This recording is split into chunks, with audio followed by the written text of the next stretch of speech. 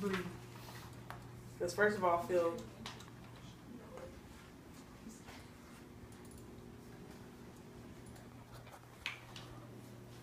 hello, my name is Mariah Franklin, and I will be giving you my informative speech. I am sorry, I love you is what we all like to hear, especially if it's coming from someone we love. She thought it was protection. She would go to his house happy but leave regretting every moment with him.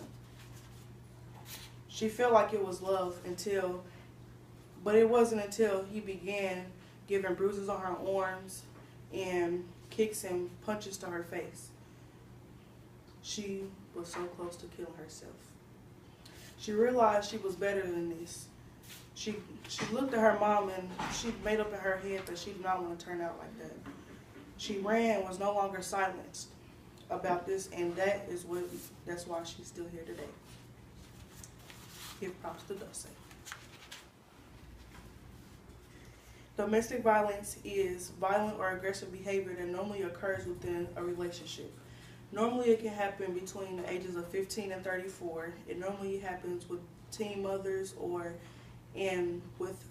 as far as race, it happens within any race. First, I'll be explaining to you the statistics of domestic violence, who it happens to and where it happens the most, and also resources for domestic violence victims. Today I'll be informing you on domestic violence. Domestic violence is the leading cause of death, mostly because the victim won't speak out for help.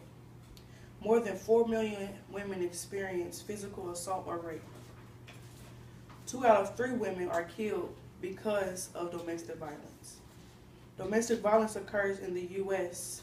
every 9 seconds, according to American Medical Association and the FBI.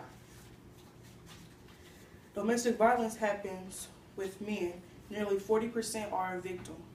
According to National Coalition, 1 in every 7 men are victims of domestic violence. There are shelters that help women and children get back to their feet. There are some that allow the women to stay in their homes and they keep the abuser away. I know most of you may think this as a restraining order, but there's actually programs out there if you go and get help and speak out to people about your situation. They'll actually go and keep the abuser away for good. They'll have somebody watch your house for you while you're gone and when your kids is there. And then there are shelters. There's one actually right down the street called the Julian Center. And at the Julian Center, I've stayed there personally myself before. And there, it's rooms. It's only one room. You only get one room for you and your family. And at the time, it was me, my mom, my 2 brothers, and my sister. And it was only 2 beds in a room. So imagine staying in 2 beds, and it's 5 of you guys. We were staying there because of domestic violence with my mom and her boyfriend, and she still goes through it today.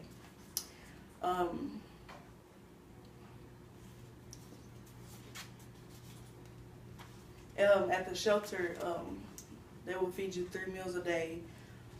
They'll have resources in the shelter where you could, they'll help you get back on your feet as far as places to go, new apartments to go to, apartments that are safe, that have security and etc. That's only for women and children.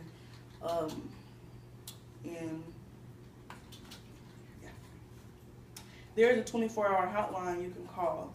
It is 317-926-4357.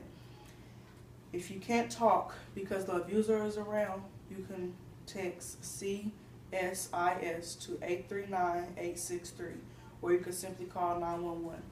But sometimes in these cases, it's easier to just text the number because of the abuser being so controlling and being around all the time and controlling everything that you do. You can send a quick text and then delete the message if you have to.